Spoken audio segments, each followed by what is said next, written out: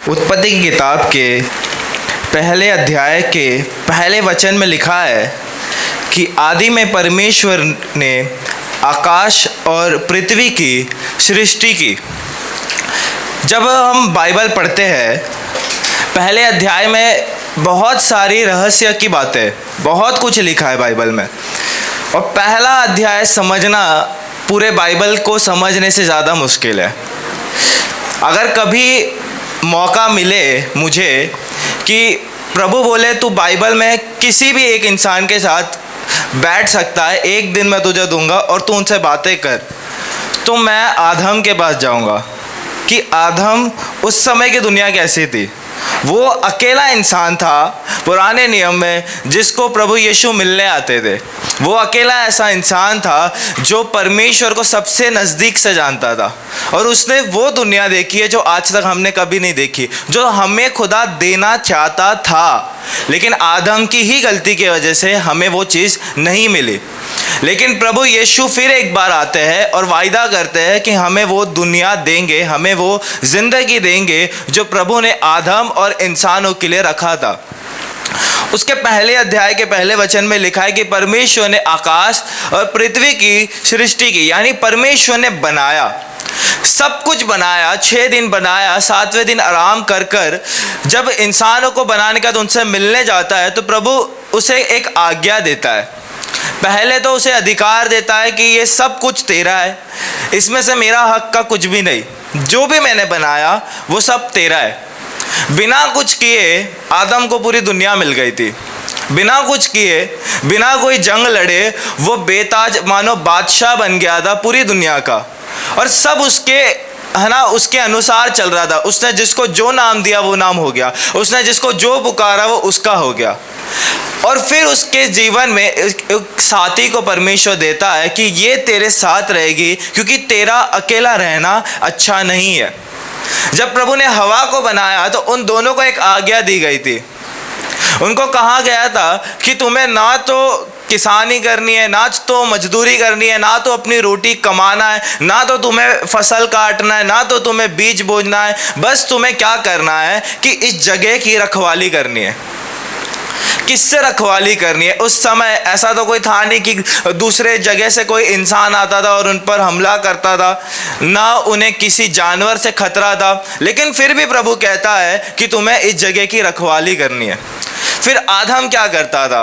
आदम हर जगह घूमता था और आदम देखता था कि सब जगह अच्छा चल रहा है क्या, किधर कोई तकलीफ है क्या। और जब दिन के शाम के वक्त, यानी जब दिन ठंडा हो जाता था, सूरज डूबना था, उस समय प्रभु यीशु आते थे उसके पास, और लिखा है कि उससे बातें करते थे, और आदम बताता था कि पूरे दिन में उसने क्या देखा।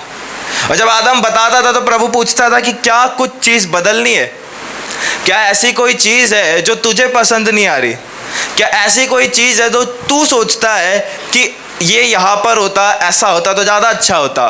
तो वो कहता था नहीं परमेश्वर, तूने जो भी बनाया अच्छा बनाया, और मुझे पता है कि आज मुझे कोई बात की कमी नहीं है। कल भी तू मेरे साथ है, आने वाले अगले दिन भी मेरे साथ है, और हमेशा तू मेरे साथ है, तो मुझे तेरे से कोई शिकायत नहीं है, क्योंकि तू मेरा ख्याल अच्छे से रखता है। आदम ये कहता था, बातें करता था, और प्रभु रोज उससे मिलने आते थे, हर दिन के ठंडे वक्त में। ठंडे वक्त में क्यों? जो शाम का वक्त होता है, बाइबल में लिखा, काफ़ी लोगों को सुनते होंगे कि दिन में प्रार्थना करो, सुबह उठते साथ प्रार्थना करो, आधी रात को नींद तोड़कर प्रार्थना करो, लेकिन बाइबल की सबसे पहली प्रार्थना जो लिखी गई वो शाम को की गई है। प्रभु यीशु जब आए थे तो वो रात को करते थे, क्योंकि पूरे दिन तो वो सेवा करते थे, उनको वक्त नहीं मिलता था। लेकिन जो शाम की प्रार्थना यहाँ पे लिखी गई है वो इसलिए लिखी गई है क्योंकि अगर आप इसको तोड़ के मरोड़ के देखोगे तो आज भी इज़राइल में शाम के 6 बजे नया दिन शुरू होता है। उनके लिए तारीख जो बदलती है शाम को 6 बजे बदलती है, तो उनके लिए सबसे पहला दिन का काम तो प्रार्थना समझ लो। लेकिन बाइबल में यहाँ पे अगर हम हमारे लिए समझे, उस वक्त प्रार्थना किया करो जब आपको कोई डिस्टर्बेंस नहीं है, आपको कोई बुलाने वाला नहीं, कोई पुकारने वाला नहीं, आप अकेले बैठे हो और प्रभु के साथ हो। धूप में प्रार्थना करोगे, दिन के वक्त में गर्मी होगी और प्रार्थना में मन नहीं लगेगा, लेकिन वो ठंडे वक्त में इसलिए मिलने आता था कि आदम के साथ वो तसल्ली से बात कर सके। प्रभु ने आदम को एक काम दिया था। उस आज्ञा की बात नहीं कर रहा हूं मैं कि तू उस फल को मत खाना, लेकिन उस काम की बात कर रहा हूं जो आदम के नज़रों में तो कुछ भी नहीं था, कि तुझे क्या करना है, इस अधन की वाटिका की रखवाली करनी है, तुझे इस पे निगरानी करनी है, तुझे इसका ख्याल रखना है। अब वो क्या करता था, उसके लिए तो था कि ना तो कोई भाई यहाँ पे आने वाला है, ना कोई भी आकर इस अधन की वाटिका पे कब्जा करेगा, क्योंकि परमेश्वर का खुद का ही है, तो कोई क्यों आएगा यहाँ पर। लेकिन फिर भी प्रभु कहता है कि तू उस अधन की वाटिका की रखवाली कर।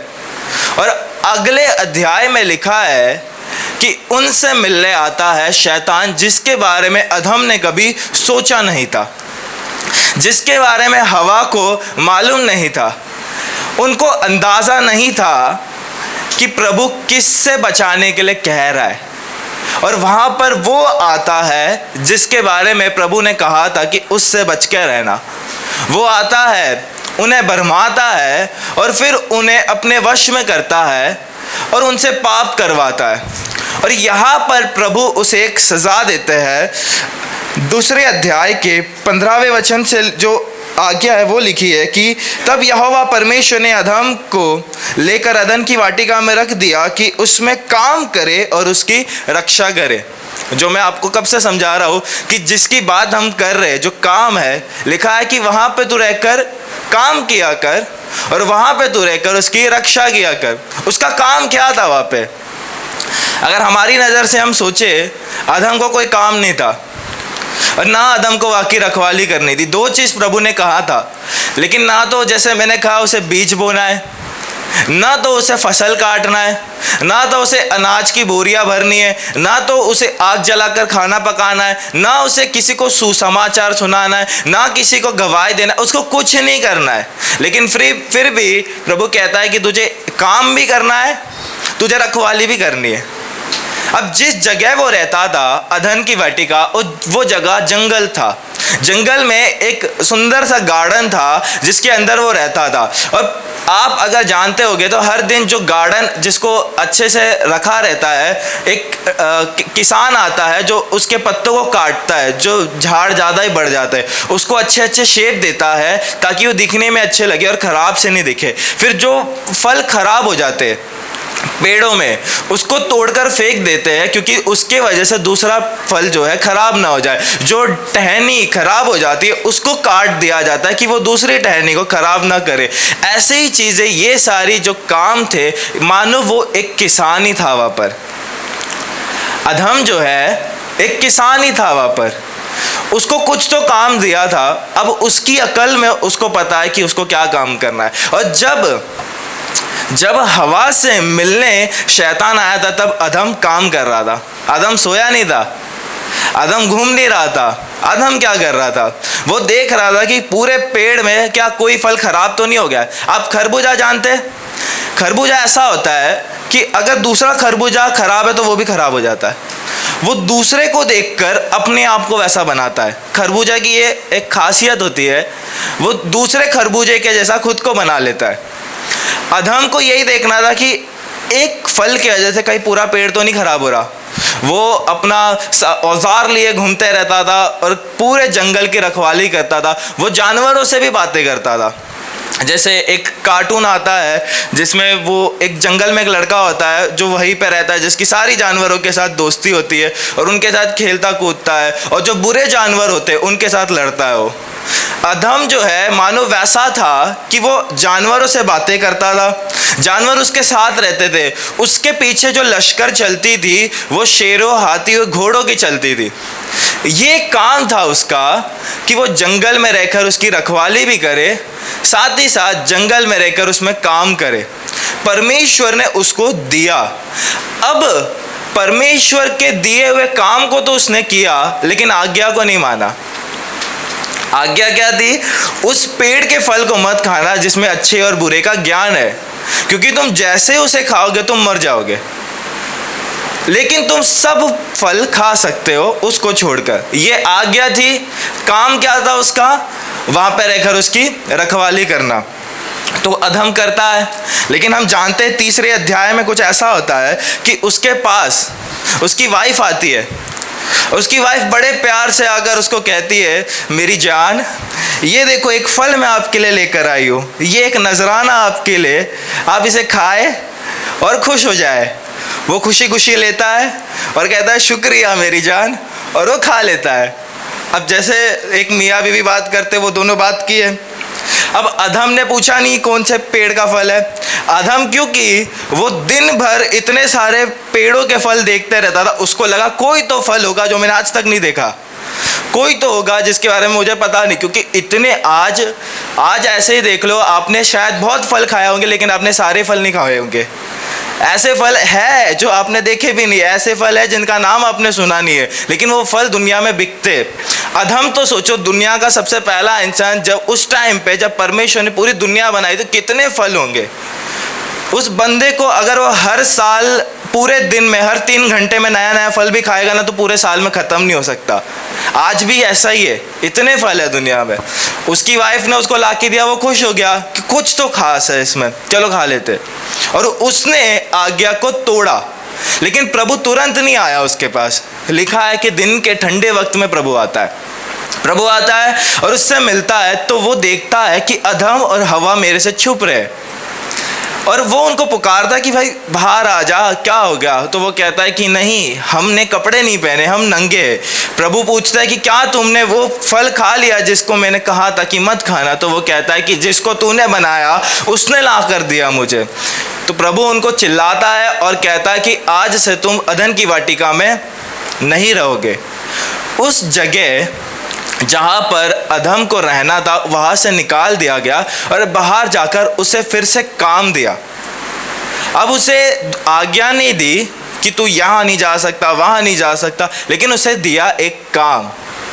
क्योंकि अधम अब जान चुका था कि अच्छा क्या है, बुरा क्या है, अधम को अब आज्ञा की ज़रूरत नहीं। अधम खुद से जानता है कि गाली देना सही है कि अच्छा है। अदम खुद से जानता है कि उसकी बीवी के साथ बुरा व्यवहार करना अच्छा है कि बुरा है। अदम खुद जानता है कि पाप करना, नशा करना या कुछ भी करना अच्छा है या बुरा है। तो प्रभु ने अब उसको आज्ञा नहीं दी, प्रभु ने अब उसको फिर से काम दिया। अब प्रभु ने उसको क्या काम दिया? अब से तुझे खुद अपना रोटी कमाना पड़ेगा, तुझे अनाज उगाना पड़ेगा, तुझे अनाज छांटना पड़ेगा, उसे पकाना पड़ेगा और खुद का और अपनी बीवी का पेट भरना पड़ेगा।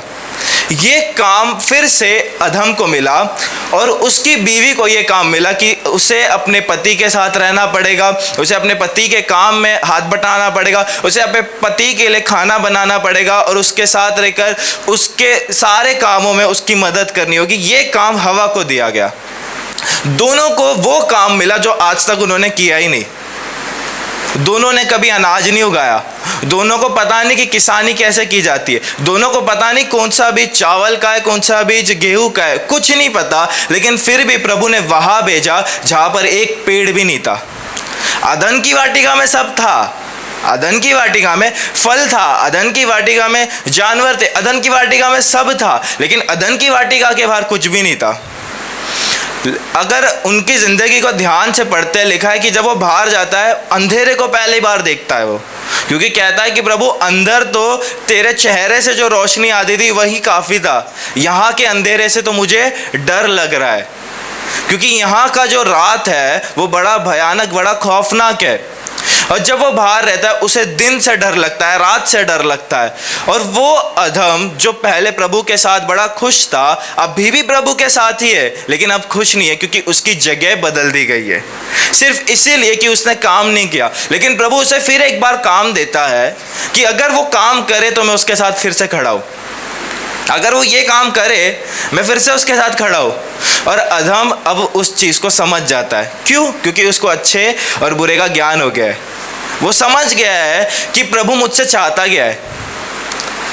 अधम भले से देरी से समझा, लेकिन अधम समझ गया कि परमेश्वर उससे चाहता क्या है।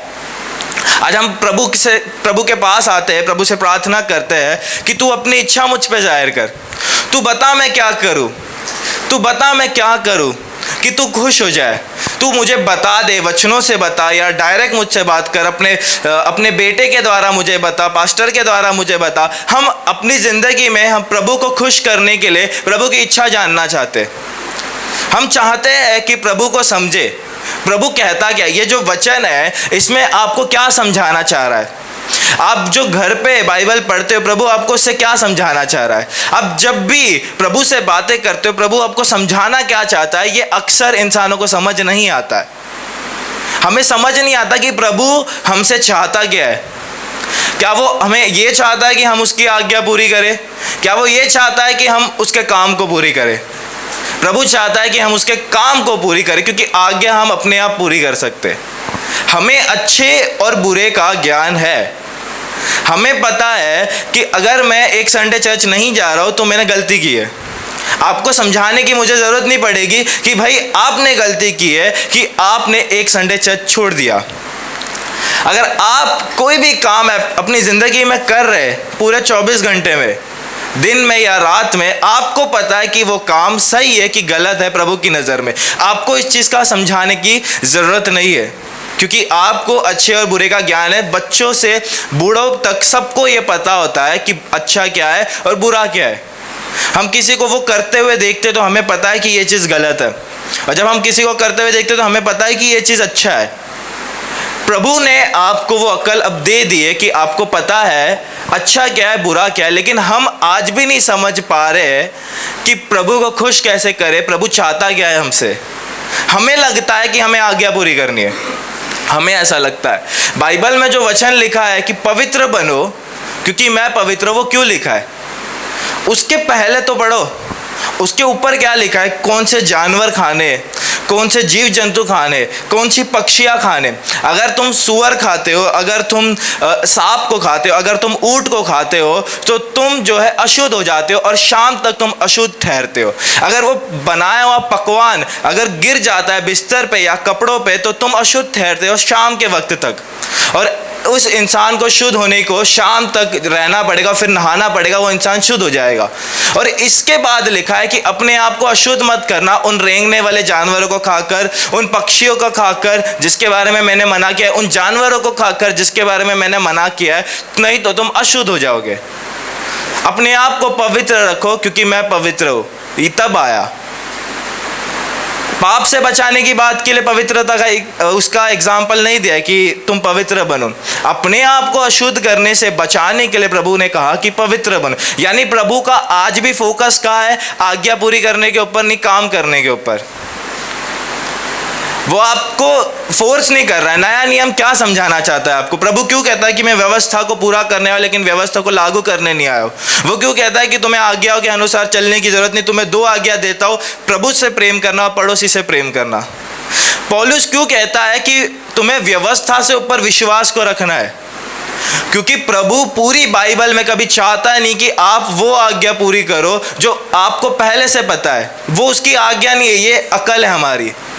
हमें पता है कि क्या सही है क्या गलत है, तो वो आज तक हमारे लिए आज्ञा थी, लेकिन हमें समझना है कि हमारे दिमाग में पहले से है कि क्या सही है क्या गलत है।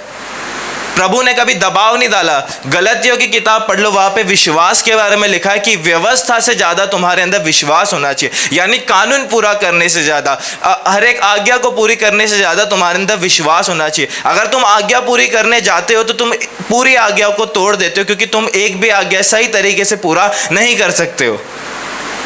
बाइबल में इतनी सारी आज्ञाएं लिखी है, इतनी सारी आज्ञा लिखी है कि तुम कभी उसे पूरा कर ही नहीं सकते। इतनी सारी आज्ञाएं लिखी है, लेकिन फिर भी प्रभु कहता है कि मैं तुमसे आज्ञा पूरी करवाना नहीं चाहता। उसने जो आज्ञा दी है वो दरअसल व्यवस्था है। व्यवस्था और आज्ञा में फ़र्क है। आज्ञा जो है वो ये होता है कि तुम ये करोगे तो सीधा दंड मिलेगा, लेकिन व्यवस्था जो है हमें अकल दी गई है कि सही क्या है बुरा क्या है। लोगों को पता तो चल गया कि अच्छा बुरा क्या होता है, लेकिन उनको अब तक पूरा सच नहीं पता था कि क्या सच ये करना बुरा है कि अच्छा, हमें अब तक समझ नहीं आया। ये जो हम कर रहे हैं ये ना तो अच्छे में आ रहा है ना तो बुरे में आ रहा है, ये बीच में आ रहा है, तो इसको कोई बताओ क्या कर रहा है। तो प्रभु वहाँ पे क्लियर करता है जो 10 आज्ञा दिए वो खास कर तो लिखा हुआ है कि वहाँ पर जो 10 आज्ञा है वो हमें सही मायने में अक्ल देती है कि अच्छा क्या है बुरा क्या है, उसके अलावा कुछ नहीं। इतनी सारी व्यवस्था को छांटने के बाद 10 आज्ञाओं को निकाला गया और नए नियम में 2 आज्ञाओं को निकाला गया। लेकिन प्रभु फिर भी कहता है कि आदम से प्रभु आज्ञा पूरी करवाना नहीं चाहता था, काम करवाना चाहता था। इसीलिए जब वो अदन की वाटिका से बाहर गया, प्रभु ने फिर से एक आज्ञा नहीं दी उसको, प्रभु ने उसको काम दिया। अगर प्रभु सचमुच चाहता कि अधम काम ना करके आज्ञा पूरी करे तो उसको कभी वापस काम नहीं देता, आज्ञा देता। लेकिन प्रभु ने उसको क्या दिया? एक काम। क्या करना? अपने घर को चलाना और अपना पेट भरना, ये उसका काम था। हवा को भी उसने काम दिया। फिर सारे मानव जाति को उसने काम लगाया। जब उसके बच्चे पैदा हुए तो वो पहले ऐसे ऐसे बिजनेस खोल के बैठे थे, जैसे लोहे का बिजनेस, औजारों का बिजनेस, फिर जानवरों के चमड़ियों से कुछ बनाकर बेचने का बिजनेस, चरवाह वो पहले बने। वो उनके बेटों ने सबसे पहले नए नए बिजनेस शुरू किए। उनको भी कोई कानून नहीं दिया था, उनको भी कोई कानून नहीं दिया था, उनके बेटों को भी प्रभु ने काम दिया था। ध्यान से सुने कि उनके बेटों को, जो केन और हाबिल है, फिर उसके बाद जितने भी आए सबको परमेश्वर ने काम दिया। जब 6ठे अध्याय में हम जाते हैं, 6ठे अध्याय में भी परमेश्वर क्या करता है? परमेश्वर कहता है कि मैं अब तो भाई परेशान हो गया हूं इंसानों को देखकर। प्रभु क्या कहता है कि क्या इंसान मेरी आज्ञा तोड़ रहे? प्रभु ये नहीं कहता है। 5वें वचन में लिखा है कि यहोवा ने देखा कि मनुष्य की बुराई पृथ्वी पर बढ़ गई है और उनके मन में विचार जो कुछ उत्पन्न होता है वह निरंतर बुरा ही होता है, और यहोवा पृथ्वी पर मनुष्य को बनाने से पछताया और मन में अति खेदित हुआ। ये इसलिए लिखा गया है कि प्रभु ये नहीं सोच रहा है कि यार मैंने इतनी व्यवस्था दी है, ये तो तोड़े जा रहे, मैंने इतना कानून दिया, ये तो तोड़े जा रहे। व्यवस्था मूसा के द्वारा आई, इनको तो पता भी नहीं था कि आज्ञा क्या है, कानून क्या है। नूह के वक्त कोई व्यवस्था नहीं था। नूह के वक्त ये नहीं लिखा गया था कि गाली नहीं देना। नूह के वक्त ये नहीं लिखा गया था तू खून ना करना। नूह के वक्त तो बाइबल बनी भी नहीं थी। वो मूसा थे जो हजारों सालों बाद आए और उन्होंने फिर व्यवस्था हमको प्रभु के द्वारा लिखवा कर दी। यूसुफ को कैसे पता कि मुझे उस स्त्री के साथ सोना नहीं है, मुझे भाग जाना चाहिए? अच्छे और बुरे का ज्ञान था उसे। पूरी दुनिया में बाइबल कहती है 9वें वचन में, नूह धर्मी पुरुष और अपने समय के लोगों में खरा था और नूह परमेश्वर ही के साथ चलता रहा। पूरी दुनिया में प्रभु को एक ही इंसान पसंद आया कि ये पवित्र है, ये सही है, ये धर्मी है, ये खरा है, मैं इसको बचाऊंगा, सबको मार दूंगा। प्रभु का पहला प्लान क्या था? सबको मार दूंगा, सबको खत्म कर दूंगा। प्रभु का दूसरा प्लान क्या था? इसको बचाऊंगा और सबको मार दूंगा। अब नूह में क्वालिटी क्या थी? नूह क्या व्यवस्था पूरी कर रहा था? नूह का जब भी बाहर जाता झगड़ा होता था, उसके दिमाग में गाली आती, लेकिन वो सोच लेता नहीं नहीं नहीं गाली नहीं देनी, गाली नहीं देनी, और पीछे चले जाता था। नूह को जब गुस्सा आता था वो चाकू उतारता था, और डालने वाला होता था उसको पता चलता नहीं खून नहीं करना है, चलो भाग जाते। नूह के दिमाग में ये नहीं था। नूह को क्या था कि ये चीज़ गलत है। उसके दिमाग में वो एक बंधन में नहीं था कि नहीं नहीं बाइबल में लिखा है इसके लिए मैं नहीं कर रहा हूँ, बाइबल में लिखा है इसके लिए मैं नहीं कर रहा, पास्टर ने मना किया इसके लिए मैं नहीं कर रहा। उसके दिमाग में पहले से था कि अरे ये बुराई है। उसके दिमाग में ये नहीं आता था कि परमेश्वर को अच्छा लगेगा नहीं लगेगा, उसके दिमाग में पहले से था कि अरे मुझे ही नहीं अच्छा लग रहा है। समझ रहे आप? व्यवस्था जो है वो एक्चुअल में क्या है? आज्ञा जो है आपके दिमाग में, आपको पता है कि क्या सही है क्या गलत है। आपको एक बंधन में नहीं रहना है कि बाइबल में लिखा है इसके लिए मैं नहीं कर रहा हूँ। ये होना चाहिए कि आपको नहीं पसंद आ रहा है इसलिए आप नहीं कर रहे। ये होता है कि आप प्रभु को खुश कर रहे। आपको अपनी अकल दी गई है, आप सभी के बाद दिमाग में। किसी को परमेश्वर ने ऐसा नहीं बनाया कि उसके अंदर कम अकल है, किसी को ऐसा नहीं बनाया कि उसके अंदर कुछ ज़्यादा ही अकल है। प्रभु ने सबको समान बनाया, लेकिन डिपेंड करता है कि आप अपने दिमाग को इस्तेमाल कैसे कर रहे हो। आपको एक बंधन में नहीं रहना कि बाइबल में लिखा है तो मुझे पूरा करना है। आपको एक कश्मकश में नहीं रहना है कि भाई मुझे करना है लेकिन बाइबल ने मना किया है। मेरे मुंह तक आता है, हलक तक आता है, लेकिन मैं उस गुस्से के घूंट को पी लेता हूँ क्योंकि बाइबल में मना किया है। मैं करना चाहता हूँ लेकिन नहीं, बाइबल में मना किया है। ये आप व्यवस्था नहीं पूरी कर रहे, आप गाली नहीं भी देकर आओगे, आप खून नहीं भी करके आओगे, फिर भी आप जो है दोषी ठहरते हो, क्योंकि आपके दिमाग में तो वो सही है, आप करना चाहते हो, लेकिन क्योंकि परमेश्वर को नहीं पसंद इसलिए आप नहीं कर रहे। प्रभु चाहता है कि जो प्रभु को पसंद है वो आपको पसंद हो, जो उसको नहीं पसंद है वो आपको ना पसंद हो। अच्छे बुरे का फल उसने खा लिया है, हमारे पास वो अकल आ गई है। अभी हमें क्या करना है, हमें काम करना है। अच्छे का और बुरे का ज्ञान आप सभी को है, हम में से ऐसा कोई नहीं है जिसको पता ही नहीं अच्छा क्या है बुरा क्या है, सभी को पता है, फिर भी कर रहे हो, फिर भी कर रहे हो, क्योंकि वो आपकी नज़र में सही लग रहा है आपको, क्यों आप सोच रहे हो कि परमेश्वर की नज़र में गलत है। इसके लिए कई लोग चर्च के अंदर बड़े शरीफ होते हैं, लेकिन चर्च के बाहर उनकी एक अलग ही शक्ल देखने को मिलती है, बहुत अलग, बहुत अलग। जैसा वो दोस्तों के साथ रहते हैं, जैसा वो अपने बाकी लोगों के साथ रहते हैं, जैसे वो अकेले रहते हैं, वो डिपेंड करता है। आपकी जो अकेली जीवन है, जो आप अकेले रहते हो, आपकी प्राइवेट लाइफ है, वो पवित्र होना है। और वो कैसे होगा? व्यवस्था से नहीं, आपकी सोच से होगा।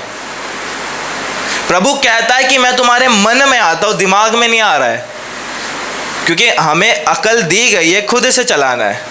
प्रभु हमारे दिमाग को अपने वश में कर कर हमें हिप्नोटाइज नहीं करता है कि जो मैं करवाऊंगा तू अपने आप करते जाएगा। हम कहते हैं ना कि तू मेरी ज़िंदगी ले ले, तुझे जो पसंद हो तू करवाते रहे, तू करवाते रहे, लेकिन उठना नहीं चाहते वहाँ से। दिमाग में है कि हाँ ठीक है ये करना है, बाइबल खोल के पढ़ने का मन कर रहा है, 2 वचन पढ़ते साथ बोर हो जा रहे तो बंद कर देते, और आप कह रहे हो कि प्रभु तू मुझे चला, तू मुझे चला, तू मुझे चला। अपनी अकल का सहारा लो। बाइबल कहाँ कहती है कि अपने दिमाग का सहारा मत लो, कि जब प्रभु ने कोई काम दे दिया, काम में, आज्ञा में नहीं, प्रभु ने कोई काम दे दिया तो वो काम बिना सोचे समझे करो, लेकिन आज्ञा में आपको अकल इस्तेमाल करना पड़ेगा, नहीं तो आप आज्ञा को पूरी नहीं कर पाओगे। आपको परमेश्वर ने काम दिया है, आपको आज्ञा नहीं दी है, आपको समझाया है व्यवस्था में कि सही क्या है और गलत क्या है, लेकिन काम जो है हर किसी को अलग दिया है। आज्ञा सभी के लिए है, आज्ञा व्यवस्था सभी के लिए है, लेकिन काम हर किसी का अलग अलग है। जो काम अधम करता है वो हवा को करने की ज़रूरत नहीं, जो हवा कर रही है वो अधम को करने की ज़रूरत नहीं है। हमें समझना है। नूह को परमेश्वर देखता है और कहता है कि ये खरा है, प्लान चेंज करते, इसको बचाते, क्योंकि नूह के दिमाग में एक कश्मकश नहीं थी, वो अपने आप से लड़ नहीं रहा था कि ये बुरा है, मैं अपने आप से, आप झगड़ा करते हो ना कई बार कि ये चीज़ नहीं करनी है लेकिन फिर भी मुझसे हो रहा है, मैं लड़ रहा हूँ, खुद से लड़ रहा हूँ। नूह के दिमाग में वो था ही नहीं, क्योंकि वो इंसान खुद के दिमाग को इतना इस्तेमाल करता था, उसको पता था सही क्या है गलत क्या है। अगर आपकी नज़र में वो सही है और परमेश्वर की नज़र में गलत है, तब आप लड़ाई करते हो खुद के साथ कि नहीं नहीं मुझे ये नहीं करना, नहीं नहीं मुझे ये नहीं करना, बचो इससे, बचो इससे, बचो इससे। वहाँ पर परमेश्वर नूह को एक काम देता है, क्योंकि परमेश्वर नूह को बचाना चाहता है तो परमेश्वर नूह को काम देता है। और लिखा है 13वें वचन में, तब परमेश्वर ने नूह से कहा, सब प्राणियों के अंत करने का प्रश्न मेरे सामने आ गया है, क्योंकि उनके कारण पृथ्वी उपद्रव से भर गई है, इसलिए मैं उनको पृथ्वी समेत नष्ट कर डालूंगा। इसलिए तू गोपेर वृक्ष की लकड़ी का एक जहाज बना ले, उसमें कोठरियाँ बनाना और भीतर बाहर उस पर राल लगाना। और फिर आगे उसका डिस्क्रिप्शन है कि कैसे बनाना है। प्रभु ने एक काम दिया, वो जहाज जो है 10 दिन में बन के नहीं तैयार हुआ, वो जहाज 10 दिन में बनकर तैयार नहीं हुआ, उसे 3 साल के ऊपर लग गए बनते बनते। प्रभु ने एक ऐसा काम दिया, अगर प्रभु चाहता उसको बचाने तो उसको उठाकर एक टापू पे रख देता और इतना ही पानी बरसाता कि वो टापू की जो चोटी है वहाँ तक पानी जाए ना। वहाँ पर पेड़ लगाता, वहाँ पर उनको रखता। नूह को कोई काम करने की ज़रूरत नहीं, नूह अपने परिवार के साथ खुश है, एक बड़े पहाड़ की चोटी पर वो रह रहा है और सारी दुनिया में पानी भर गया और वो मर गए। उसके बाद प्रभु उनको नीचे उतार कर ले आएगा। प्रभु ऐसा भी तो कर सकता था, इतना मुश्किल काम दिया कि तू उसी उसी पेड़ के वृक्ष के उसकी डालियाँ ले, उसकी लकड़ी ले, उसी से तू बनाना। और कैसे बनाना? इतनी सारी कोठरियाँ बनाना, बाहर राल लगाना, फिर चढ़ने उतरने के लिए बनाना, एक दरवाज़ा बनाना, खिड़कियाँ बनाना, सबके लिए अलग अलग रखना, अनाजों को इकट्ठा करना, मैं जानवरों को लाऊंगा, उनको लाइन से अंदर बैठाना। ये काम था, कितना मुश्किल काम था, कितना मुश्किल काम था। और जब वो ये काम कर रहा था, क्या उसके दिमाग में ये टेंशन था कि मेरा परिवार कैसे चल रहा है? जब वो दिन रात जाकर जहाज बना रहा था, क्या उसके दिमाग में ये था कि मेरा परिवार के लिए कमाएगा कौन, मेरे परिवार के लिए पैसे कहाँ से आएंगे, मेरा परिवार कैसे काम करेगा? नूह ने बोला कि अगर तू मुझे काम दे रहा है तो मतलब मेरी जिम्मेदारी तेरे हाथ में, तू अब कर लेगा, ठीक है, मैं तेरा काम करने रेडी हूँ। और वो चाहता है, जहाज बनाता है, और सालों लगाकर जहाज बनाकर उसके बाद प्रभु को कहता है, देख जहाज बन गया। फिर प्रभु उसको दूसरा काम देता है, अब अनाज भर। उसने अनाज भरा, अब कहता है जानवरों को भर, अब उसने जानवरों को भी भर दिया। फिर वो कहता है परिवार को लेकर अंदर जा, और जब वो अंदर जाता है प्रभु बाहर से उसके दरवाजे को बंद करता है, और फिर बरसात शुरू होती है। और वो बरसात जो है 40 दिन 40 रात तक रहती है, 150 दिन तक उसका पानी कम नहीं होता है। 150वें दिन के बाद से वो पानी कम होते होते होते 1 साल लग जाता है, और 1 साल तक वो जहाज में ही रहते हैं। और 1 साल तक उसके जहाज में ना तो राशन खत्म हुआ, ना तो शेर ने बकरी को खाया, ना हिरन को खाया, ना कुछ हुआ, सब जिंदा रहे। और उसके बाद वो बाहर आ गए, और फिर उन्होंने जब दुनिया देखी वो कैसी उजड़ी हुई थी। जब इतना पानी था तो क्या ही फसल रहेगी, क्या पेड़ रहेगा, क्या घर रहेंगे, कुछ भी नहीं था। लेकिन प्रभु जब उसके बाहर निकालता है तो उसे आशीष देता है, और वो अपना घर बनाता है, वो अमीर बनता है, वो पूरी दुनिया का, जैसे मैंने कहा आदम बेताज बादशाह था, वैसे ही अब नूह बन गया है। नूह पूरी दुनिया का बादशाह, मानो शहंशाह, वो उसका मालिक बन गया है। अब सब कुछ जो है वो नूह का हो गया है। पहले आदम का था, अब किसका हो गया? अब नूह का हो गया। क्योंकि आदम ने जो काम नहीं किया वो नूह ने कर दिया। जो काम परमेश्वर ने सौंपा था आदम तो नहीं कर सका, लेकिन नूह ने कर दिया। इसलिए प्रभु ने नूह को आशीष दी। जब हम अब्राहम के बारे में पढ़ते, अब्राहम के लिखे हुए, ये उत्पत्ति के लिखे हुए 22वें अध्याय में अब्राहम के बारे में हम सोचते हैं, प्रार्थना करते हैं कि प्रभु तूने अब्राहम को क्या कुछ नहीं दिया, तूने अब्राहम को सब कुछ दिया, मुझे भी दे। आप उस चीज़ को पाने के लिए क्या करोगे? आप प्रार्थना करोगे, आप वचन पढ़ोगे, आप अपने आप को बचा के रखोगे पाप से, आप अपने आप को बुरे दोस्तों से बचा के रखोगे, आप अपने आप को गलती करने से रोकोगे, और गलती हो भी गई तो आप और प्रार्थना करोगे। लेकिन क्या अब्राहम में ये चीज़ देख के प्रभु ने उसको दिया? अब्राहम को प्रभु ने 2 बड़े काम दिए, और वो दोनों काम करने के बाद उसे वो सब कुछ मिल रहा। वो 2 काम क्या थे? पहला काम था कि अपने घर को छोड़, अपने परिवार को छोड़, अपने काम को छोड़, और इज़राइल के लिए निकल, क्योंकि वो देश मैं तुझे देने पर हूँ। अब जिस जगह ये रहता था उस शहर का नाम था मेसोपोटामिया। वहाँ से निकल कर जाना इज़राइल बहुत दूर है, लेकिन प्रभु कहता है कि मैं तुझे वहाँ भेजता हूँ, क्योंकि मैं तुझे वो देना चाहता हूँ। अब्राहम को एक काम मिला। अब्राहम ने अब क्या किया?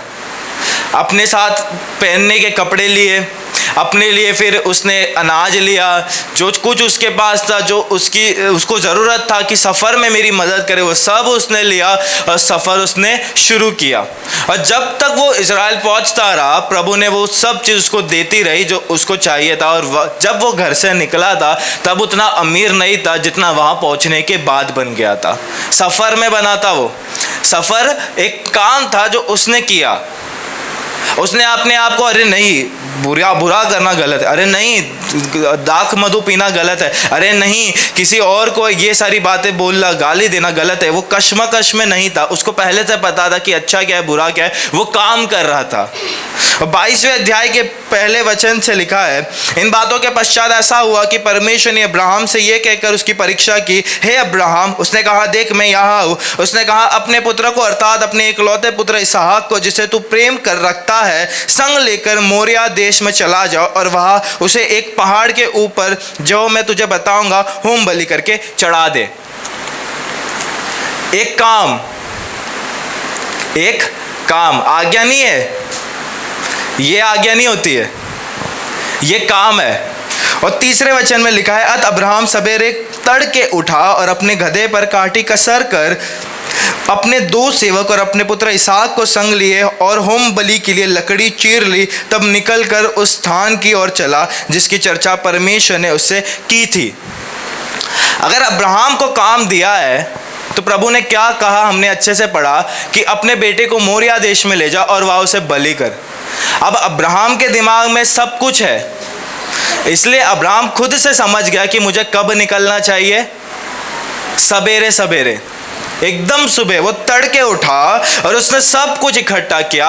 2 सेवकों को पहले से बोल रखा था सुबह जाना है, अपने बेटे को पहले से बोल रखा था हमें सुबह जाना है। सब कुछ सामान जो उसको लेना था वो रेडी करके रखा था। सुबह उठा और चलने लगा। प्रभु ने तो नहीं बोला उसको, प्रभु ने टाइम भी नहीं बताया उसको, प्रभु ने किसको ले जाना, क्या ले जाना ये भी नहीं बताया उसको। अकल किसके अंदर है? अब्राहम के अंदर है ना। अब्राहम को पता था कि अभी बलि करना है तो क्या क्या लगेगा मुझे, अगर सफ़र में वहाँ तक जाना है तो 2 लोग को लेके चलना पड़ेगा मुझे, अकेले सामान नहीं उठा सकता मैं, क्या सामान लगेगा, बलि करने में क्या चाहिए, सब उसने लिया। उसको पता है कि मैं अपने बेटे को मारने के लिए ले रहा हूँ, फिर भी उसने चाकू लिया। उसको पता है कि मेरे बेटे के लिए होम बलि बनाना है, इसलिए उसने सब कुछ लिया जो उसको उस समय पता था। प्रभु ने तो नहीं बताया, प्रभु ने सिर्फ बोला ये करना है, कैसे करना है नहीं बताया, और ये क्यों करना है ये भी नहीं बताया। इस काम को करने के बाद तुझे क्या मिलेगा बाइबल में लिखा ही नहीं, सिर्फ बोला ये कर। अब्राहम बोला ठीक है, अब्राहम बोला ठीक है मैं करता हूँ, और अब्राहम ने वो काम किया। और हम जानते हैं कि प्रभु ने उसके बेटे इसहाक को तो बचाया ही बचाया, लेकिन पूरी दुनिया में उसको विश्वास का पिता बनाया और वो सबसे अमीर इंसान बनकर रहा। और उसके साथ साथ उसका बेटा, उसके बेटे का बेटा, उसके बेटे का बेटा, फिर उसका बेटा, सब एक के बाद एक अपने अपने वक्त में सबसे खुशहाल जिंदगी जीते रहे, सबसे अमीर जीते रहे, उनको कोई तकलीफ नहीं हुई। क्यों हुआ? उसने आज्ञा नहीं पूरी की, उसने काम पूरा किया, व्यवस्था नहीं पूरी की उसने। 10 आज्ञा उसके पास नहीं थी जो वो पूरी करके उसने ये सब कुछ पर प्रभु से ले लिया। उसने काम पूरा किया, व्यवस्था पूरा नहीं किया। बहुत ध्यान से समझे, बहुत ध्यान से समझे कि वो व्यवस्था पूरी करने में अपने आप से लड़ाई नहीं कर रहा था, काम पूरा करने के लिए अपने आप से लड़ाई कर रहा था। सवेरे उठना शायद उसके लिए मुश्किल था, अगर आज्ञा रहती ना कि तुम सुबह उठ के प्रार्थना क्या करो, नहीं करता वो। लेकिन जब उसे काम मिला कि तुझे जाना है, खुद से समझा कि मुझे सुबह निकलना पड़ेगा, तब मोरिया देश पहुंचूंगा, फिर पहाड़ चढ़ूंगा, फिर वहां जाऊंगा, होम बलि तैयार करूंगा, फिर अपने बेटे को वहां बलि करूंगा, फिर वहां से आऊंगा, रात हो जाएगी।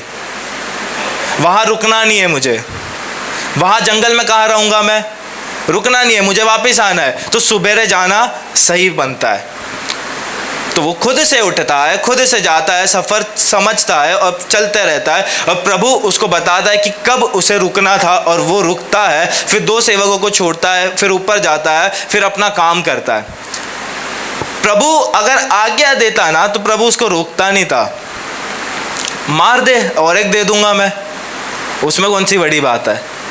लेकिन वो काम था, और उसने अब्राहम को रोका कि अपने बेटे को मार मत, रुक जा, मेरे को चेक करना था, सिर्फ देखने के लिए। लिखा है परीक्षा था वो, इसलिए काम दिया उसे, और वो परीक्षा में सफल हुआ, यानी उसने काम पूरा किया। वो अपने बेटे को मार रहा था, ये उसका मेन टारगेट नहीं था जो प्रभु देख रहा था उसके अंदर। प्रभु का मेन था कि कब उठ के जा रहा है, कैसे कर रहा है, अपना दिमाग कितना लगा रहा है, क्या सही कर रहा है क्या। इसके लिए प्रभु ने ऐसे कुछ बताया नहीं, इतना बोला तू जाके अपने बेटे को ख़त्म कर दे, लेकिन ये नहीं बताया कैसे करना है। उसने खुद का अकल लगाया, क्योंकि ऐसे अच्छे और बुरे का उधर जाके समझो, वो देखता अरे चाकू तो लाया नहीं, अरे लकड़ी तो लाया ही नहीं, अरे कुछ भी नहीं लाया, अब कैसे करूँ, चलो घर जाते कल आता हूँ मैं, सॉरी प्रभु सॉरी। ऐसा किया। अकल था उसके पास, अकल था, दिमाग था, जो अच्छे और बुरे का फल अदम ने खाया था, इसके अंदर भी तो वो अकल आ गई है। इसको पता है चाकू ले जाना पड़ेगा, इसको पता है कि कौन से टाइम, इसने रात को ही पूरा कैलकुलेशन कर लिया। अब्राहम जी ने रात को ही पूरा कैलकुलेशन कर लिया कि सुबह इतने बजे घर से निकलूंगा, इतने बजे वहाँ पहुँचूंगा, इतने बजे वहाँ से निकलूंगा, इतने बजे फिर से घर पहुँच जाऊँगा। ये तो प्रभु ने बताया नहीं उसको। आज्ञा होती तो अच्छे से बताता। जैसे व्यवस्था में सब लिखा हुआ है, कौन से कपड़े पहनने, जो बिजनेस करते कौन से बिजनेस करना है, अगर तुम घर में कमाने वाले हो तो कैसे कमाना है, कैसे पैसे लाना है, अगर तुम घर की स्त्री हो, तुम घर पे काम करते हो तो कैसे करना है, अगर कोई दास है वो कैसे रहना है, अगर कोई सेठ है तो वो कैसे रहना है, डिटेल में बताया। लेकिन काम को कभी भी डिटेल में नहीं बताया। आदम को क्या बोला, काम कर और रक्षा कर। नूह को क्या बोला, जहाज बना। अब्राहम को क्या बोला परमेश्वर ने, बेटे को लेके जाके खत्म कर दे। और पहले क्या बोला था, जा और सफर शुरू कर, मैं तेरे साथ हूँ। नए नियम में अगर आते, नए नियम में प्रभु ने क्या क्या काम नहीं दिया यीशु मसीह ने। चेलों को बोलता है 5000 की भीड़ को क्या करो, रोटी बांटो। 5000 की पुरुषों की गिनती लगभग 20,000। प्रभु कहता है कि खाना कहाँ है, वो कहते हैं पैसे है थोड़े से, मार्केट जाकर हम लेकर आते। प्रभु कहता है नहीं, एक बालक आता है 5 रोटी 2 मछली लेकर आता है। प्रभु प्रार्थना करता है और 12 लोगों से कहता है बांटो। पहले तो भीड़ को बिठाओ, बांटो। सिर्फ बांटना काम नहीं था उनका, उनकी अकल देखो। पहले भीड़ को बिठाया, लाइन से बिठाया, ऐसे बिठाया कि इनके बीच में से जाकर हम रोटी और मछली बांट सके। सबको बिठाया, इतनी बड़ी जगह में इतनी सारी भीड़, 20,000 के लोगों को बिठाना सिर्फ 12 लोगों का काम था। उन्होंने फिर बांटा, प्लेट दिया सबको, या पत्ते जो था उनके हाथ में वो बांटा उन्हें। उनके हाथ में रोटियां रखी, उनके हाथ में मछलियां रखी, और कटोरा लेकर जाते, खाली होता फिर प्रभु के पास आते। सबको बांटा, सबको देखा कि सबको मिल रहा है क्या। फिर जो कोई बोलता मुझे रोटी चाहिए, मुझे मछली चाहिए, फिर जाता उनको देता। उसके बाद जब वो खा के चले गए तो उन्होंने साफ किया, सब इकट्ठा किया और सबको अलविदा किया। ये उनका काम था। हम तो इतना बढ़ते कि प्रभु ने बोला बांटो। आगे पीछे का भी तो कुछ था, खुद का अकल लगाया ना उन्होंने। आज्ञा नहीं थी कि 5000 की भीड़ को जाकर खाना खिलाओ, काम था। जब अंधा प्रभु के पास आता है तो उसको क्या कहता है, शिलो के कुंड में जाके धो ले।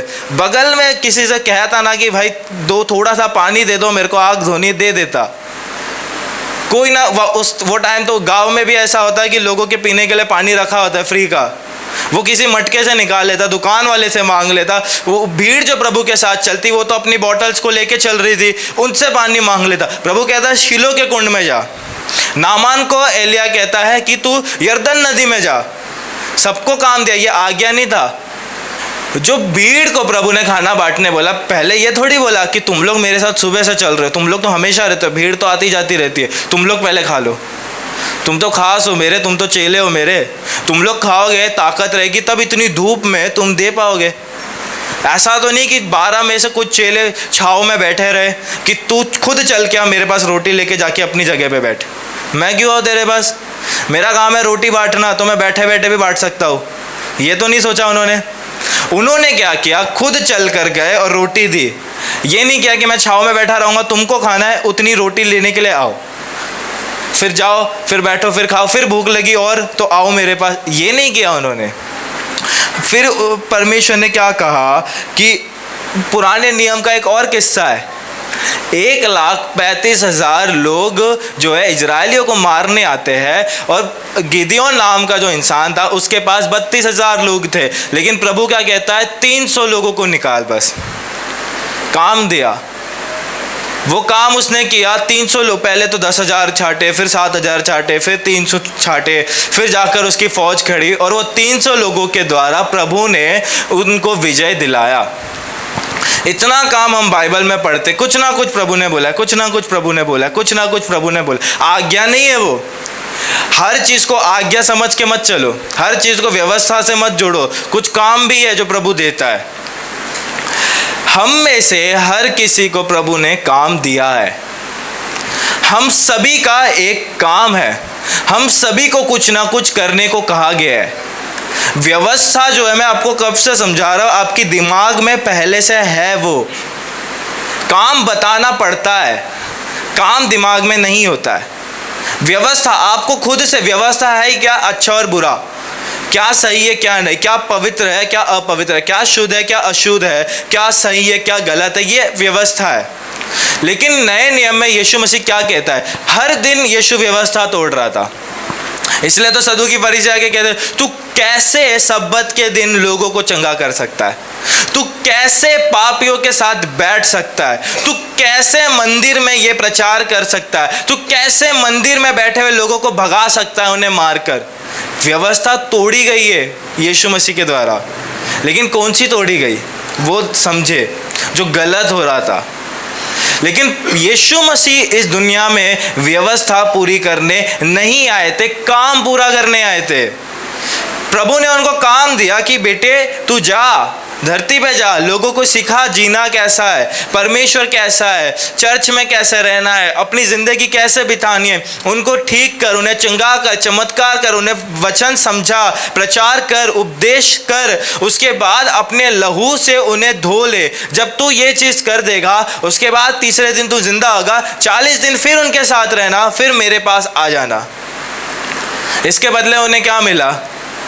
प्रभु ने वायदा किया कि मैं सबका तुझे ना राजा बनाऊंगा, तू न्याय करेगा, मैं न्याय नहीं करूंगा, उद्धार तेरे नाम से होगा, मेरे नाम से नहीं होगा। यह तोहफा प्रभु ने दिया जब यीशु मसीह ने काम किया। इसलिए आज हम यीशु के नाम से जो कुछ मांगते वो हो जाता है। ये यीशु को तोहफा मिला जब उन्होंने काम पूरा किया। व्यवस्था पूरी करने नहीं आई, ये खुद यीशु ने कहा है। काम पूरा करने आए, वो काम पूरा करने आए। जब वो धरती पे उन्होंने काम किया है, व्यवस्था नहीं निभाई है।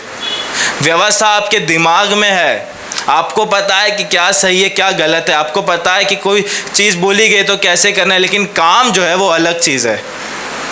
हम में से हर किसी को कुछ ना कुछ काम दिया। जब हम वो काम करते हैं, मेहनत करते हैं, तब प्रभु हमसे खुश होता है।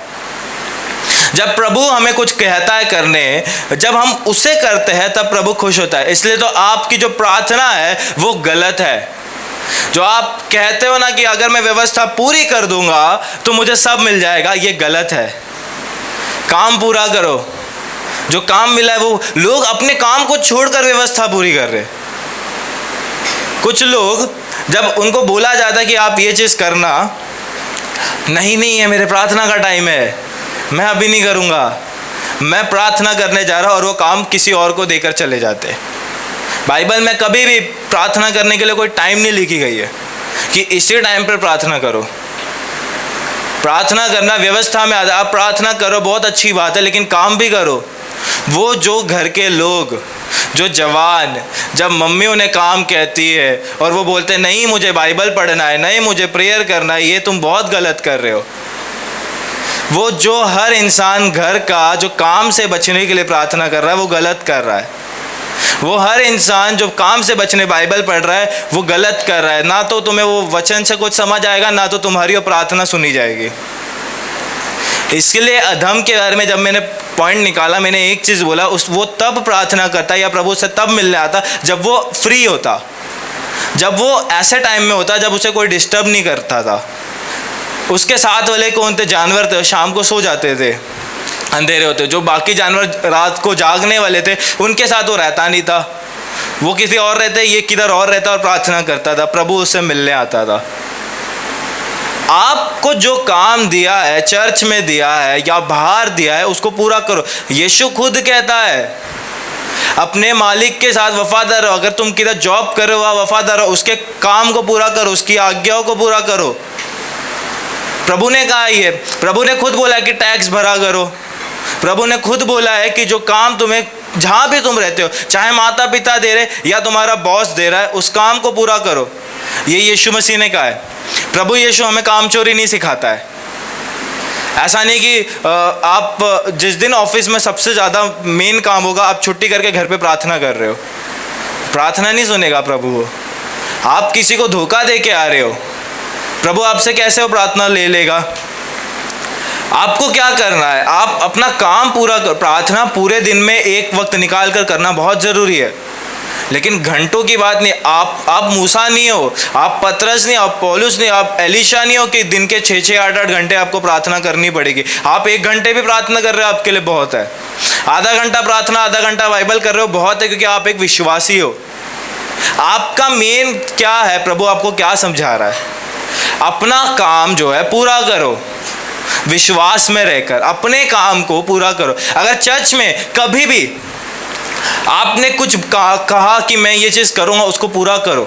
कितने लोगों ने ये टाइम लिखवाया था कि हम प्रे टावर में आकर इस टाइम पे प्रार्थना करेंगे, आता कोई नहीं। आपको जो काम आपने खुद से लिया है या आपको दिया है, आप क्यों नहीं पूरा कर रहे हो उसे? व्यवस्था पूरी करने से आपको बरकत आशीष नहीं मिलेगी, काम पूरी करने से मिलेगी। जितने काम आपको दिए गए वो काम पूरा करो। आपने जो खुद से चर्च में वायदा किया है कि मैं ये काम करूँगा, उसको पूरा करो, चाहे अरसा लग जाए, हमेशा करते रहो। रुकने किसी को नहीं बोला है परमेश्वर ने। हमेशा प्रभु चाहता है कि आप काम क्या करो, आप वेले या खाली बैठे मत रहो। आप 8-8 घंटे प्रार्थना कर रहे हो लेकिन आप कुछ काम नहीं कर रहे हो, आप प्रभु को खुश नहीं कर रहे हो। प्रभु क्या चाहता है आपसे? अपना मेहनत प्रभु को दो, अपनी जो है ना ताकत जो है वो कामों में लगाओ। चर्च में आपको कुछ भी काम मिला है वो काम करो। अगर आपको नहीं है काम, आप चर्च में खुद देखो कितने काम होते, उन कामों में शामिल हो जाओ। अगर किसी दिन बाहर कुछ ईंटें रखी होगी और ऊपर वो ईंटें पहुंचानी होगी, ये बात आपको पता है, कितने लोग वो ईंट खुद से ले जाएंगे बिना पास्टर के बोले? आप देखोगे ईंट है, आपको पता है ऊपर ले जानी है, आप खुद से चले जाओगे। सच है ये, झूठ नहीं है। जब काम आपके सामने है, उसे करने के लिए खुद को तैयार करो कि अरे काम है, मुझे करना है। उस काम में बरकत है। जो लोगों की गवाही होती है ना कि मैं चर्च में वॉशरूम साफ करता था, आज देखो मैं कितना ऊपर, उनकी गवाही उनसे पूछना कि क्या आप प्रार्थना करते थे इसके लिए आपने बोला? उनकी गवाही में ये नहीं आता कि मैं रोज प्रार्थना करता था इसलिए आज मैं, उनकी गवाही में ये आता है कि मैंने ये काम किया तब मुझे ये मिला। व्यवस्था पूरी आप ऑलरेडी कर रहे हो अगर आप अपने दिमाग का इस्तेमाल कर रहे हो, लेकिन प्रभु चाहता है आप अपने शरीर का इस्तेमाल करो। कामों में हाथ बटाओ। कितने काम होते हैं, कितने लोग चाहते हैं कि हम प्रभु को कुछ करें लेकिन काम नहीं कर रहे। ऐसे आप प्रभु को खुश नहीं। बाइबल में जितनी बातें मैंने आपको बताया, इसके अलावा और कई बातें हैं, इन सभी को प्रभु ने काम दिया है। सभी को, किसी को ये नहीं बोला कि सब घर बार छोड़ के, काम धंधा छोड़ के घर पे बैठ के बस तू प्रार्थना कर, क्या होता है देख ले। आप एलिया नहीं हो, आप मूसा नहीं हो, आप वो हो जो प्रभु ने आपको बनाया, तो आप वही रहो, अपने आप को बदलो मत। एलिया को देख के मुझे एलिया बनना है, एलीशा को देख के मुझे एलीशा बनना है। प्रभु आपको वो बनाना चाहता है जो उसने आपके लिए सोचा है। आप काम करो, चर्च में काम करो, बाहर काम करो, घर पे काम करो, प्रभु आपसे खुश होगा। अगर आप अपने घर पे लोगों को रोटी पका कर दे रहे हो तो वो काम से प्रभु खुश हो रहा है। प्रभु क्या कहता है कि कुछ भी कर रहे हो ये सोचकर नहीं करना मैं इंसानों के लिए कर रहा हूँ, ये सोचकर करना मैं प्रभु के लिए कर रहा हूँ, क्योंकि प्रभु चाहता है कि आप काम करें। इसलिए तो कहता है तुम्हारा बॉस वो कोई भी जाति का क्यों ना हो, काम दे रहा है उसको करो, प्रभु तुमसे खुश हो जाएगा। ये नहीं अरे मेरा बॉस जो है क्रिश्चियन नहीं है, मैं क्यों उसका सुनूं। ये बात नहीं आ रही है यहाँ पे कि बॉस तुम्हें कह रहा है कि संडे आया करो तो तुम उसकी बात पूरी कर रहे हो। इतना तो तुम्हें अकल है ना कि संडे चर्च जाना चाहिए, बाकी तो 6 दिन प्रभु ने खुला दिया है तुम्हें, कितना काम करना है करो, दिन और रात करो, लेकिन संडे चर्च आना है तुम्हारे दिमाग में है, इसके लिए आपको समझाने की ज़रूरत नहीं है। अब जैसे अब्राहम को काम मिला कि तू जाना और अपने बेटे को बलि करा, उसके दिमाग में था ना कि मुझे सुबेरे जाना है, प्रभु ने तो नहीं बोला। आपको पता है चर्च का टाइम कि आप कितने बजे घर से निकल रहे हो, ये आपकी मेहनत है। आप घर से निकलने से पहले कितनी कश्मकश कर रहे हो कि मुझे जल्द से जल्द चर्च पहुंचना है, ये आपकी मेहनत है। चर्च आ रहे हो, आप लेट भी आ रहे हो, आप एक तरह से आज्ञा पूरी कर रहे हो, लेकिन आपके काम से प्रभु खुश होगा तब जब आप चर्च जल्दी आओगे। जो लोग चर्च आने से पहले यहाँ पर आकर कारपेट डालते, प्रभु उनकी मेहनत से खुश है। जो लोग चर्च खत्म होने के बाद कारपेट उठाते, प्रभु उनकी मेहनत से खुश है। जो लोग झाड़ू मारते हैं चर्च खत्म, उनकी मेहनत से प्रभु खुश है। जो लोग साफ सफाई में आते, प्रभु उनकी मेहनत से खुश है। जो लोग यहाँ पर काम करते, प्रभु उनकी मेहनत से खुश है। इनके जीवन में प्रभु क्या देख रहा है? क्या इनके जीवन में ये देख रहा है ये प्रार्थना कितनी कर रहे? क्या इनके जीवन में ये देख रहा है कि ये वचन कितने पढ़ रहे? प्रभु देख रहा है कि ये मेहनत कितनी कर रहे, क्योंकि उनकी मेहनत से प्रभु खुश हो रहा है। उनके कामों को देखकर प्रभु क्या बोलता है, मैं तुम्हारे क्या देखकर तुम्हें दूंगा? तुम्हारे काम को देखकर, तुम्हारे विश्वास को देखकर। कोई भी काम कर रहे हो बिना कुड़कुड़ाए करो, कोई भी काम कर रहे हो उसको निरंतर करते रहो, रुको मत। सालों पहले बंद हो गया, फिर से शुरू करो, लेकिन करो। शायद इसी वजह से तुम्हारी आशीष रुकी, तुम्हारी प्रार्थना रुकी है, कुछ बड़ा नहीं हो रहा तुम्हारी जिंदगी में। काम करो, जो काम किया था पहले उसको करते रहो। चर्च के लिए जो कर रहे हो आप खास तौर पे, उसको करते रहो, उसके लिए रुको मत। बंद हो गया, शुरू करो, कंटिन्यू करो। जो काम आप करते हो बिना कुड़कुड़ाए करो, बिना ये कि ज़बरदस्ती करना पड़ रहा है, मैं इतना आ रहा हूँ, मैं ये चीज़ करके ऑलरेडी मैं थका हुआ लेकिन फिर भी मैं कर रहा हूँ। लोगों को सुनाओ मत, ये बात की गवाही मत दो। प्रभु कहता है तुम फास्ट करते हो, उपवास करते हो तो सिर पर तेल लगाना, अपने चेहरे को अच्छा साफ रखना, रौनक रहनी चाहिए तुम्हारे चेहरे पे। किसी को बताते मत रहना कि मैं फास्ट हूँ, मैं उपवास रखा हूँ। काम करना अपना। जब मैं पंजाब में था, संडे को मेरा ऑर्डिनेशन होने वाला था पास्टर का। मैंने फ्राइडे से उपवास पकड़ा था, कंटिन्यू उपवास था 3 दिन का, रात का। और उस टाइम पे मैं ऐसा नहीं मैं घर पे बैठ के प्रार्थना किए जा रहा हूँ। सबसे ज़्यादा काम मैंने वो 3 दिन में किए जो मैंने 2 महीने में नहीं किए। भारी भारी जो कबट होते हैं वो उठा के रखना, बेड हटाना, पास्टर्स के लिए रूम तैयार करना। इतने सारे पास्टर से एक साथ सबको खाना खिलाने नहीं होता था, 3 से 4 राउंड होते थे, हर किसी के साथ में खड़े रहता था। खाना ला रहा, रोटी ला रहा हूँ, प्याज ला रहा हूँ, जो मांग रहे वो ला रहा हूँ, उपवास में। ये मेहनत, ये देख के प्रभु खुश हुआ है। मेरे उपवास को देखकर मैं कह ही नहीं रहा कि वो खुश हुआ है, मेरी मेहनत को देखकर वो खुश हुआ है। आपके मेहनत को देखकर खुश होगा। अगर आप उपवास नहीं भी रख रहे, आप उपवास प्रार्थना में आ रहे हो, प्रभु आपसे खुश है। बात समझो कि प्रभु आपसे चाहता है, मेहनत, काम चाहता है। अगर मैं उस टाइम इतने पास्टर्स आए थे, इतने गेस्ट आए थे, और ऑर्डिनेशन था, ग्रेजुएशन था, इतने सारे काम होते थे, मैंने एक काम से भी अपना हाथ पीछे नहीं हटाया। रात को 2 बजे सोकर सुबह 5 बजे उठकर फिर काम किया है, क्योंकि प्रभु मेहनत से खुश होता है और बिना कुड़कुड़ाए। अरे मैंने फास्ट रखा है, क्यों मुझसे काम करवा रहे हो? जो भी आके बोलता है ना, इसमें हाथ बटा दो, आप फ्री बैठे हो, जस्ट बैठा हो भाई, पानी पी रहा हो, 2 मिनट रुक नहीं सकता, ऐसा डाटा नहीं, ठीक है भाई, पानी रख के गया है काम करने। आप अपनी मेहनत प्रभु को दो, बिना कुड़कुड़ाए करो, बिना किसी पे दोष लगाए करो, किसी पे इल्जाम मत लगाओ। जब आप मेहनत करो कि तूने ऐसा क्यों किया, तेरे वजह से ये हो रहा है, अब काम बढ़ गया, अब ये हो गया, वो हो गया, तू लेट क्यों आया, तेरे वजह से काम खत्म नहीं हो रहा है, जल्दी आना चाहिए। डांटो मत, झगड़े मत करो, बिना दोष लगाए तुम काम करो।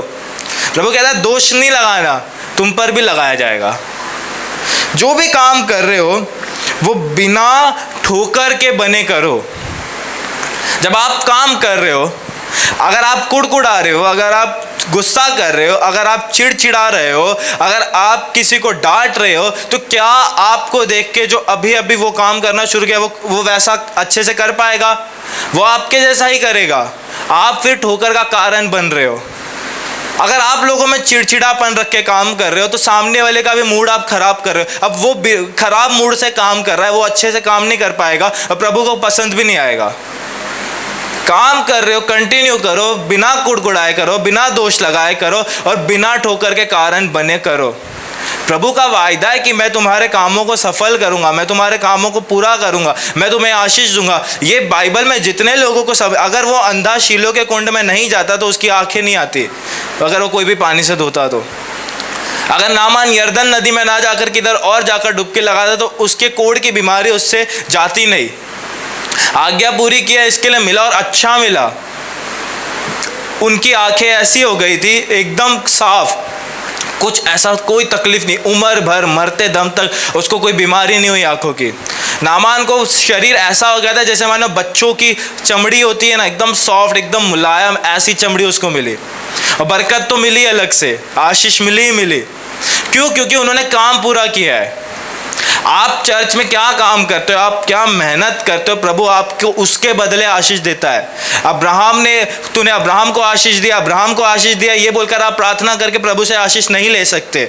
अब्राहम ने क्या किया? व्यवस्था को ध्यान नहीं दिया, उसके दिमाग में पहले से व्यवस्था है, उसने कामों पर ध्यान दिया।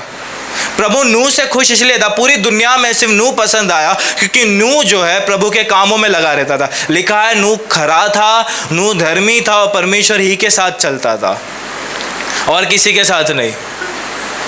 उसका मेन था कि मुझे प्रभु को खुश करना है।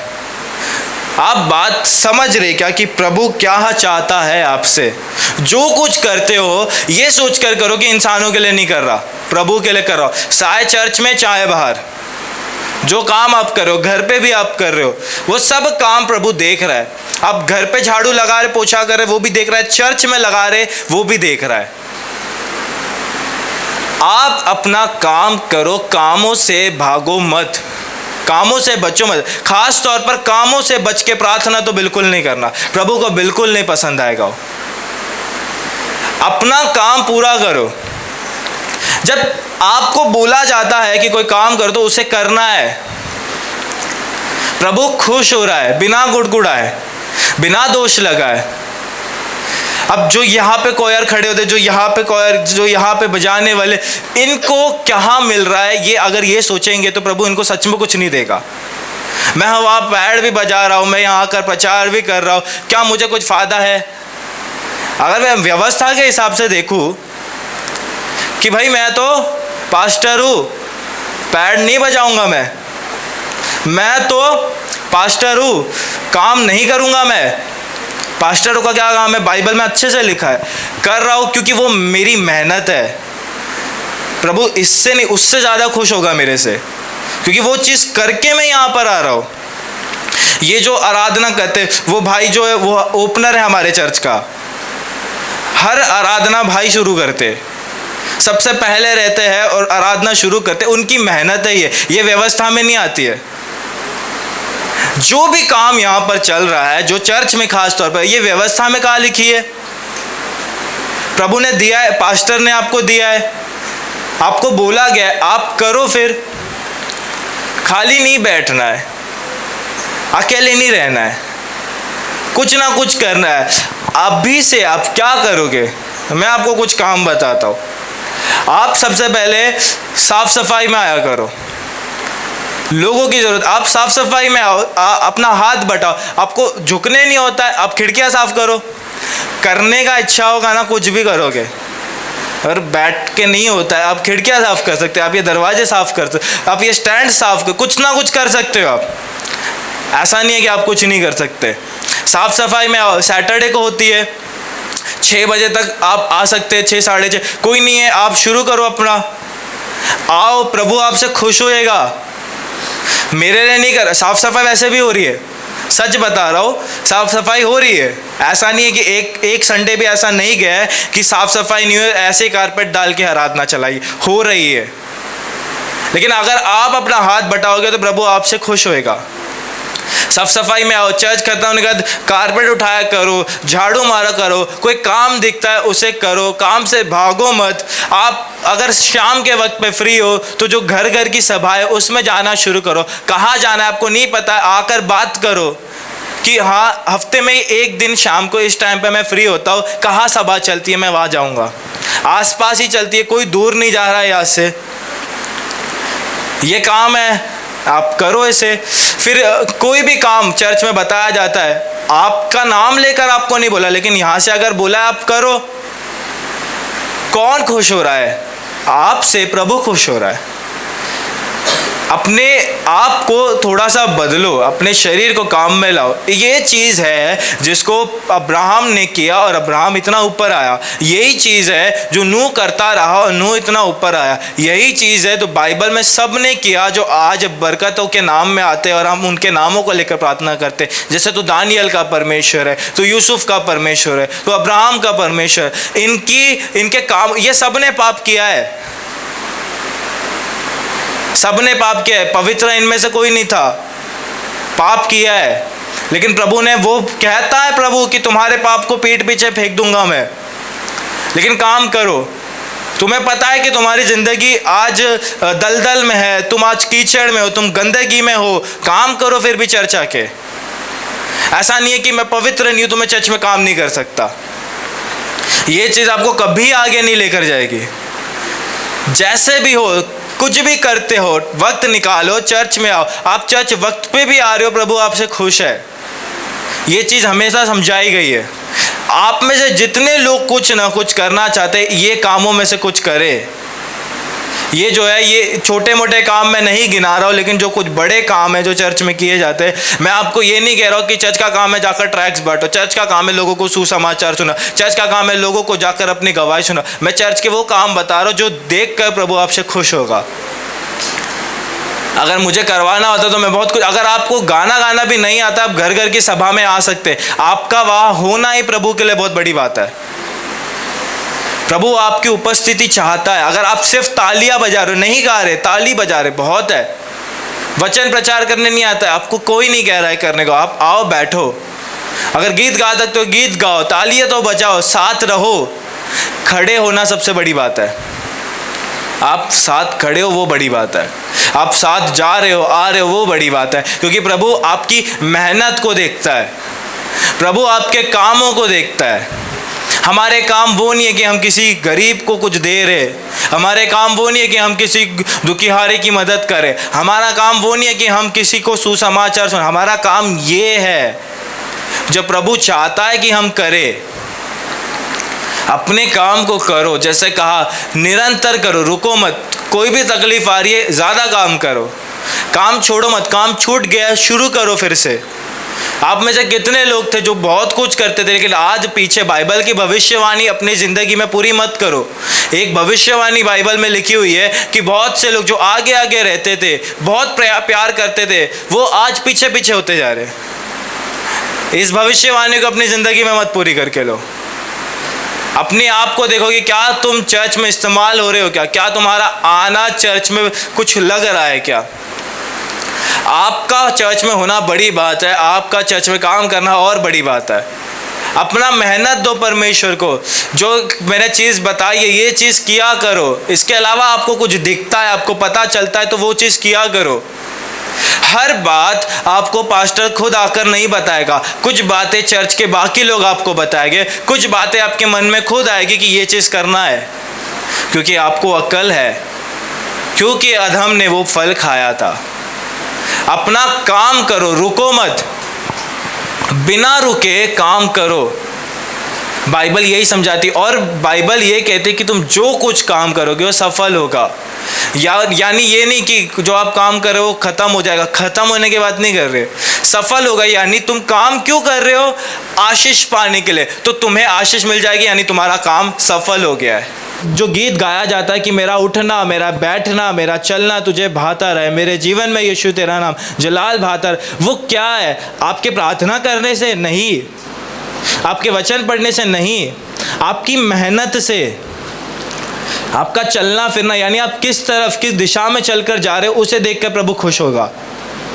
आप कहाँ उठ रहे बैठ रहे, किन लोगों के बीच उठ रहे बैठ रहे, किस काम में उठ रहे बैठ रहे, आप क्या हर काम के लिए आकर यहाँ खड़े हो, रेडी हो, वो देखकर प्रभु खुश हो रहा है। इस बात को समझो। व्यवस्था आपके अकल में पहले से बैठी हुई है, आपको ज्ञान है अच्छे और बुरे का।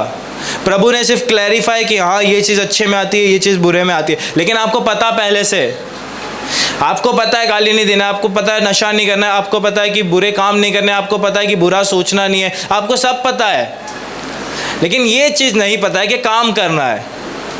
यही असली चीज़ है जो प्रभु के करीब हमें लाती है। यही वो चीज़ है जो हमें समझाती है कि प्रभु कैसा है।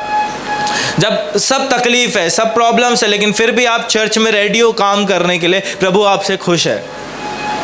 सिर्फ वो मत बनो जो चर्च में आ रहा जा रहा है, जिसका नाम भी लोगों को पता नहीं। लोग तो चर्च खत्म होने के बाद लोगों को प्रेज द लॉर्ड भी नहीं बोल रहे, घुल मिल नहीं रहे, लेकिन प्रभु चाहता है कि आप अपना काम प्रभु को दे। आपका काम प्रभु देखता है। बहुत अच्छे से समझे इस बात को कि आपका काम प्रभु देख रहा है।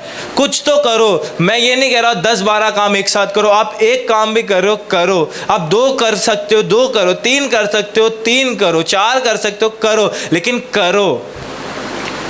प्रभु आपकी मेहनत देख रहा है। हर किसी के लिए मैं कह रहा हूँ, हर किसी। आप में से अगर कोई भी अब चाहता है कि आप काम करें, आप किसी दिन फ्री होते, आप चाहते हैं इस दिन शाम को जो सभा होगी मैं वहाँ जाऊँगा, आप आके मिले। यहाँ जब ख़त्म होता है सभा, आप यहाँ आकर मिल सकते हैं, बातें करें कि इस जगह इस दिन मैं फ्री होता किस जगह मैं जाऊँ कि मैं प्रार्थना अटेंड करूँ, घर घर की सभा। आप सैटरडे साफ़ सफाई में आते हैं, मैंने आपको टाइम बता दिया है, 6-6:30 बजे तक आप आए, आप काम करना शुरू करें। यहाँ पे लोग आते, वो भी आएंगे, आपके साथ साथ रहेंगे, आप अकेले नहीं रहोगे। आप चर्च में अभी ख़त्म होने के बाद आप चेयर्स उठाओ, अब कारपेट उठाओ, अब झाड़ू मारो, आप कुछ ना कुछ तो करो। आप बाहर की साफ़ सफाई कर सकते हो, ऊपर झाड़ू मारना होता है, सीढ़ियों को साफ़ करना होता है, ये 2-3 लोग ही करके जाते हैं। पहले ऊपर मारते, फिर नीचे आते, फिर बाहर जाते। आप करो, अपना काम लगाओ, प्रभु थोड़ा सा टाइम दो, प्रभु आपको ताकत देगा। भले आपको बहुत ज़्यादा भूख लगी है, प्रभु आपको ताकत देगा। भले आपको घर जाकर शायद रोटी पकानी है, प्रभु आपको ऐसा मदद करेगा, आप घर जल्दी पहुंच जाओगे, आपका काम भी हो जाएगा। आपको पता है बाइबल में एक चीज़ क्या है जो मैंने समझी है, कि जब आंधी तूफान चल रहा था, यीशु जहाज में सोया था, 12 चेले डर गए थे। जब उन्होंने यीशु मसीह को बुलाया तब वो समंदर के बीच में थे, किनारे पर नहीं थे। यीशु आया और डांट कर कहता है कि है आंधी तूफान रुक जा, और जब ये चीज़ हुआ तो लिखा है कि वो तुरंत किनारे पर पहुंच गए। यानी जब तुम मसीह के कामों को करते हो, तुम्हें सफ़र में ज़्यादा टाइम नहीं लगेगा, तुम्हारे लिए मानो वक्त थम जाएगा और तुम्हें इस बात का अंदाज़ा भी नहीं है। कई बार ऐसा होता है कि जब हम प्रेयर के लिए जाते हैं, जितना टाइम हमें जाने में लगता है उसका आधा टाइम हमें आने में लगता है। स्पीड वही, रास्ता वही, लेकिन घर जल्दी पहुंच रहे, फिर खाना भी जल्दी बन जाता है। हमारा ध्यान नहीं होता, लेकिन प्रभु बहुत कुछ कर रहा है, हमें पता नहीं चल रहा, लेकिन प्रभु काम कर रहा है, क्योंकि आपने उसके लिए किया है। दिया करो, तुम्हें दिया जाएगा। उसके लिए काम करो, वो तुम्हारे लिए काम करेगा। उसको अपना मेहनत दो, उसको अपना काम दो, उसको अपना कश्मकश लगाओ, प्रभु को कुछ करो। खुश करना है तो यही करो। सच कह रहा हूँ, आपकी प्रार्थना देखकर, आपके जीवन देखकर प्रभु इतना खुश नहीं होगा जितना आपकी मेहनत देखकर वो होता है।